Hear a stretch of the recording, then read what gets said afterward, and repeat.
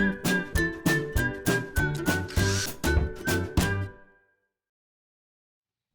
it's Steve. Today we'd like to show you how to change the regulating thermostat on your dryer. It's a really easy repair. Let me show you how we do it. Now, to do this repair, we will need to pull the dryer far enough that we can disassemble it, and we will be working near some electrical circuits, so the first thing we need to do is to disconnect the power. So either pull it out and unplug it, or locate the electrical panel, turn off the appropriate breaker, or remove the appropriate fuses, and then we can start the repair. Now, to access this part, we will need to remove the main top on this dryer, as well as the front panel. So to remove the main top, we need to open the door up and locate two screws that go up through the front panel and secure the main top. They're a number 2 Phillips screw.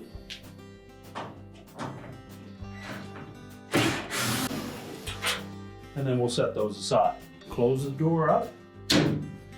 So next we'll lift up on that top and then pull it slightly forward. And that will release the back of that main top from the support piece on the top of the cabinet. Once we've tilted it up some, we can slide it away from these tabs that are located on the console. And they fit into these 3 slots along the back of that main top. So we're just going to set that aside.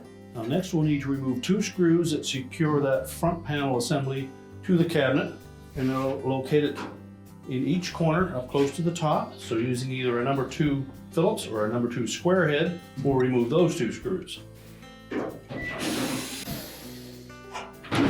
Now as you remove that second screw, be sure to support that front panel. You may need to lift up slightly on the drum to let that tilt forward. So just carefully tilt that front panel down slightly.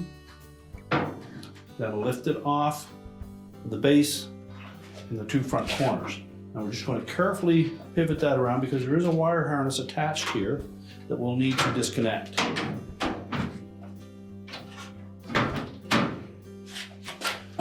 There's a harness that comes out through this opening and attaches to the door switch. So we'll need to disconnect that. So next we're going to just move the shield away from that switch, and that will expose the wire terminals that we need to disconnect. Just take note of the location of those wires on that switch.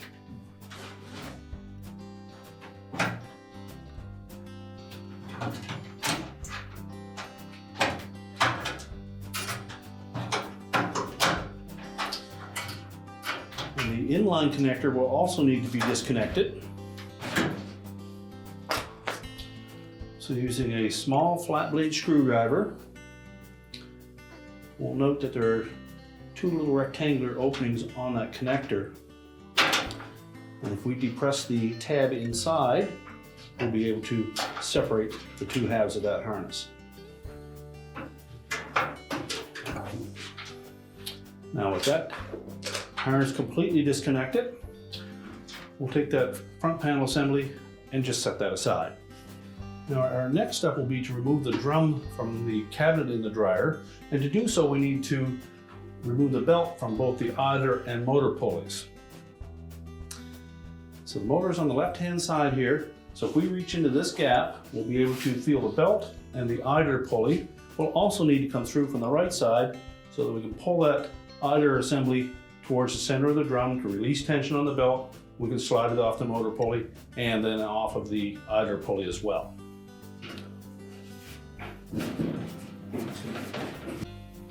So we're just pushing that idler pulley over to the right.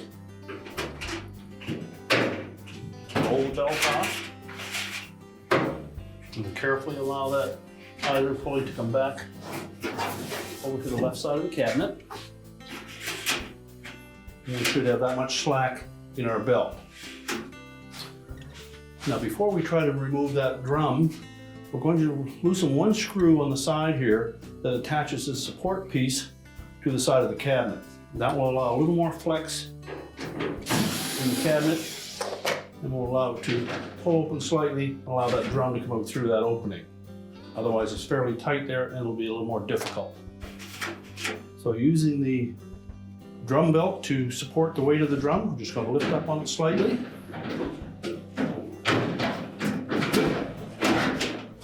Pull it out through that opening.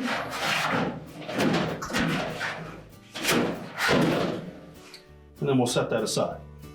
Now with the drum removed, we have easy access now to that cycling thermostat. So our first step will be to remove the wires from the terminals on the thermostat.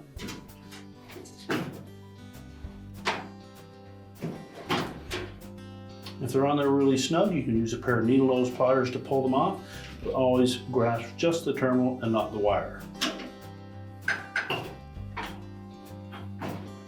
The two wires in the center of that thermostat have smaller terminals, so they're impossible to mix them up. With the wires removed, we'll next take out that single mounting screw using either a number 2 Phillips or a number 2 square head. Remove and discard the old thermostat. When mounting the new thermostat, we want to position it so that the terminal that is laying more or less flat points towards the back of the drum. Now once we have that thermostat lined up, we'll install the mounting screw and then tighten it securely. And then reconnect all the wires. Inspect each of those wires to make sure there's no signs of any arcing or corrosion. And if there is, you'll need to replace them. And also make sure that they fit on nice and snug. And if not, you'll need to tighten up those terminals using a pair of pliers.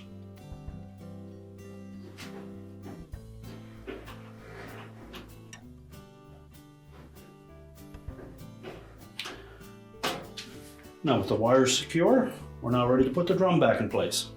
Now you'll note that the dryer dry belt has a groove side to it and a flat side. The groove side will lay up against the motor pulley itself, as well as lay on the outer circumference of the drum. The flat side of the belt will contact the idler. So basically, as that belt is draped around the drum, it'll hang down into the body of the dryer. So we're going to bring it across the top of the idler, loop it down around the motor pulley, and that will provide tension on that belt to keep it tight while the tumbler is tumbling. Now when reinstalling that drum, first of all we want to make sure that we have the groove side of that belt laying against the drum. And we need to be able to aim this rear bearing into the socket in the center of the heater housing. So position the belt roughly where it was before, and you'll see some wear marks on the outer edge of that drum. Guide it through the front of the cabinet.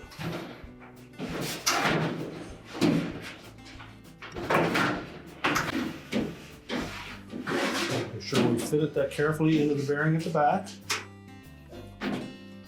And then just allow it to sit on the blower housing until we reach in from the front and reconnect that belt to the idler pulley and the motor pulley. So again, we're just going to reach in on the left-hand side. We can locate the belt and the idler pulley. And we'll also come through from the right-hand side so that we can hold that idler pulley away from the motor and allow us to wrap the belt around the motor. So we can feel the belt. We'll lay it across the top of that idler pulley. Pull it down on the left-hand side of that idler pulley, forming a loop. And I'm going to push the idler pulley over to the center, hold it with my right hand, and loop the belt around the motor. And once I have that belt sitting into the motor pulley, verify that it's still in the center of the idler pulley. Relax the tension on it. Just verify it's roughly in position. Push it back at the top if you need to. As we rotate that drum, you should see the blower wheel turning.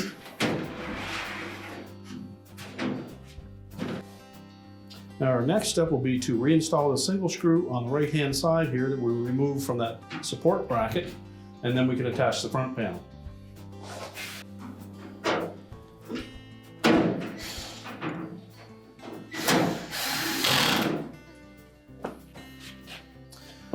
So just position the front panel close to that wire harness. We'll slide that shield out of the way. We'll expose the door switch. Then we'll reattach the wires to the original location.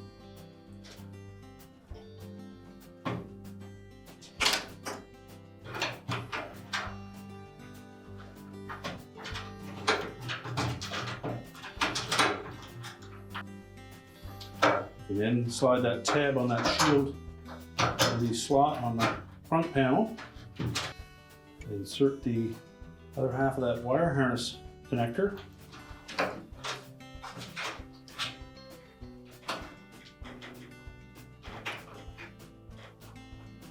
Line up the locking tabs. Push it together, make sure they're locked together. And now we're going to pivot that front panel into place. And the little square holes in the bottom of the front panel are going to sit over these little tabs on the brackets attached to the base.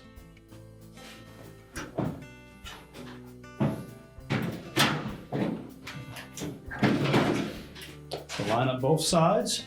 Then as we lift that front panel into place, now as we tilt that front panel into place, we're going to lift up on the drum and allow that bearing to slide inside of the drum. Now while holding it in position, we'll secure it with the 2 screws in the corners. Make sure the guide slots line up. And once we have those tightened securely, we can then put the main top back on. Now when reinstalling that main top, again we want to make sure that the 3 tabs on the console fit securely into the slots on that top. As well, trailing edge on that main top is going to tuck in underneath this cross support piece. So we'll start by tilting it up, lining up those 3 tabs, make sure they're engaged, then we'll pull just slightly forward.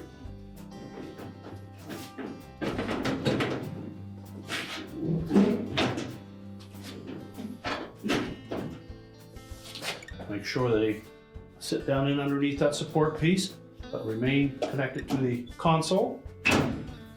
Press it down into place, and now we'll secure it with the screws up through the front panel into the main top. The trick here is to keep them perfectly plumb as you push them through that opening. And you should see it pull that main top down.